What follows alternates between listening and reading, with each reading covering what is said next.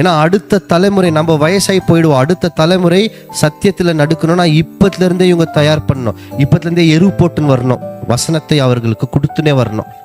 அப்போ இவங்க எதில் நடுக்கணும்னு பார்த்தீங்கன்னா, அப்பா சொல்கிறாரு, அப்பா நீ சண்டை போடாத, அதாவது பையனுக்கு நீ ரொம்ப கோவப்படாத, பொறுமையாக பேசுன்னு. ஆனால் அந்த பொறுமையை இவர் சொல்லணும்னா இவருக்கு என்ன இருக்கணும்? இவருக்குன்னு. அப்போ நம்ம பெற்றோர்கள் கற்றுக் கொடுக்குறோன்னா முதல் நாம் அந்த குணலட்சணத்தில் வளரணும். அதனால தான் நிறைய சத்தியங்கள் நம்மை குறித்து சொல்லப்பட்டிருக்கு. முதல் நாம் திருந்திட்டோன்னா நம்மளை அவங்க பார்க்குவாங்க.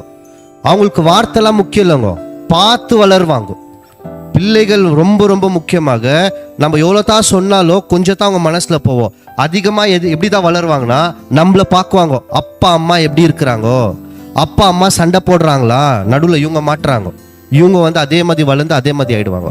அப்பா அம்மா எப்படி பேசுறாங்கோ, நேரத்தை எதுக்கு அதிகமாக கொடுக்குறாங்கோ, அவங்க ஏதாவது பைபிள் படிக்கிறாங்களா, வசனத்துக்குள்ள இருக்கிறாங்களா, அவங்க பார்த்துனே இருந்து அவங்க வளரும் போது அதே மாதிரி ஹேபிட், குணலட்சணம் இவங்களுக்கு வந்துடும்.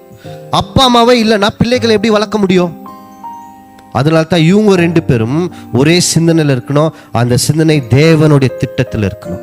அப்படி இருந்தால் தான் பிள்ளைகளும் சரியான வழியில் வளருவாங்க. ஏன்னா இது இருட்டான உலகம், இவங்க கையில் வெளிச்சத்தை நம்ம தான் கொடுக்குறோம். அந்த வெளிச்சம் எதுன்னு பார்த்தீங்கன்னா தேவனுடைய வசனம்.